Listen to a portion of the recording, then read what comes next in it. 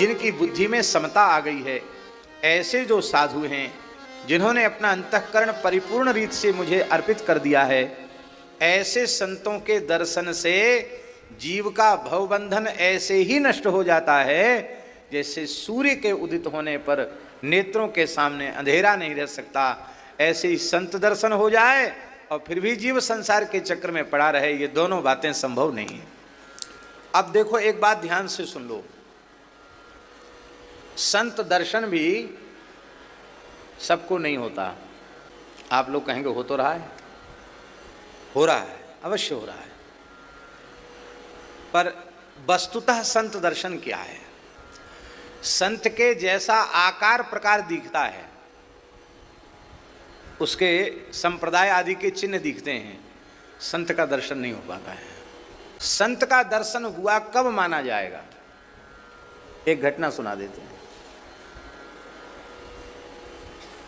हमारे ब्रज में एक महान तीर्थ है महोली, मधुबन, जहां श्री स्वामी भट्ट देवाचार्य जी महाराज विराजते थे। श्री भट्ट देवाचार्य जी महाराज निम्बार्क संप्रदाय के आचार्य चरण, ध्रुव टीला पे उन्होंने तपस्या किया। उनकी कीर्ति सुनकर के एक बालक वैराग्य पूर्वक ग्रह त्याग करके उनके निकट आया, साष्टांग प्रणाम किया, बोला महाराज आप हमें दीक्षा दीजिए, हमें अपनाइए, हम आपकी शरण में हैं। तो तुम कैसे आए, किस लिए आए, हमारे पास कैसे चले आए?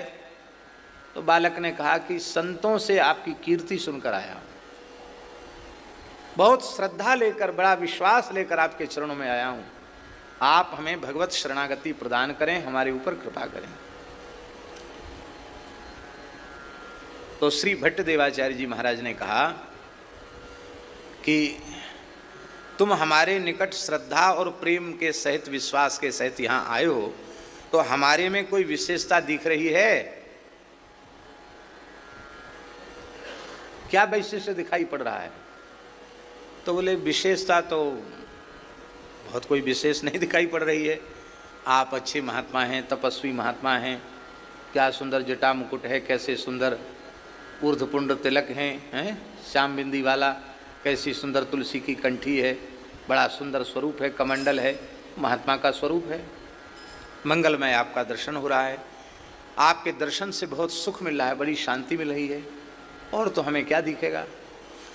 तो उन्होंने कहा अभी तुम्हें हमारा वास्तविक दर्शन नहीं हुआ, और जब दर्शन ही नहीं हुआ तो तुम कैसे हमारे पूरी तरह शिष्य शरणागत बनोगे? अभी दीक्षा के योग्य नहीं हो, पहले मेरा दर्शन होए तब योग्यता आवेगी। जाओ गिरिराज जी चले जाओ, और 12 वर्ष तक युगल नाम का जप करते हुए गिरिराज जी की परिक्रमा करना। कितने वर्ष तक? 12 वर्ष तक। उन्होंने ये नहीं कहा कि आपने कंठी नहीं दिया, मंत्र नहीं सुनाया, भेष नहीं दिया, हमको सीधे भेज दिया। जो आज्ञा, क्योंकि मंत्र मूलम गुरोर वाक्यम। चले गए गिरिराज जी में 12 वर्ष परिक्रमा युगल नाम लेते हुए किया, लौट के आए, साष्टांग प्रणाम किया। अब क्या अनुभव हो रहा मेरा दर्शन करके?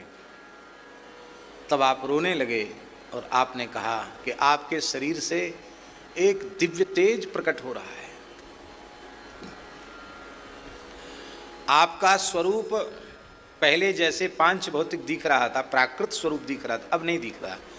अब लगता है आपका स्वरूप दिव्य है, आपके एक एक रोम से प्रकाश की किरण निकल रही है, आपका दिव्य स्वरूप है। बोले बेटा कुछ कुछ दर्शन हुआ है, अभी पूरा दर्शन नहीं हुआ है,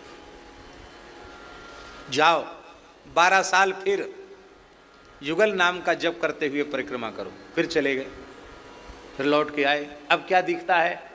बोले अब लगता है कि ज्ञान, वैराग्य और भक्ति का समुद्र आपके चारों ओर हिलोरें ले रहा है। मुस्कुराए, बोले हाँ अब थोड़े और निकट हमारे पहुंचो, जाओ अभी और बाकी है दर्शन, जाओ। फिर 12 वर्ष युगल नाम लेते हुए परिक्रमा करो। दूसरा कोई चेला होता तो भग जाता, पहली बार में भग जाता, कहता हम तो दूसरा गुरु खोज लेंगे। ऐसा उन्होंने नहीं सोचा, फिर चले गए। फिर 12 वर्ष बाद आए। कितना साल हुआ? 36 वर्ष हो गया। 36 वर्ष का साधन हुआ। अब लौट के आए तो बोले अब क्या दिखता है? बोले अब हम बोलने में समर्थ नहीं, कहो कहो क्या दिखता है? बोले भगवान गुरुदेव भगवान, आपकी दाहिनी जंघा पर श्री कृष्ण बैठे हैं, आपकी बाईं जंघा पर राधा रानी बैठी हैं, और युगल निधि को अपनी अंक में भरकर आप विराजमान हो, और आपका दिव्य सहचरी स्वरूप है। आप अपनी अंक में श्री राधा सर्वेश्वर प्रभु को लेकर के बैठे हो। ठाकुर जी श्री जी आपकी गोद में हैं। बोले हाँ बेटा, अब तुम्हें हमारा दर्शन हो गया। फिर आपने विधिवत उनको दीक्षा दी और उनका नाम रखा श्री हरिव्यास देवाचार्य जी महाराज, जिन्होंने महावाणी जैसे दिव्य ग्रंथ को प्रकट किया। इसलिए नाभा जी ने कहा श्री भट्ट चरण रज परसते सकल सृष्टि जाको नई, हरिव्यास तेज हरि भजन बल देवी को दीक्षा दई। ऐसे हरिव्यास देवाचार्य। इस कथा का आशय क्या है? संतों के निकट निरंतर श्री ठाकुर जी रहते हैं, पर हमें अनुभव होता है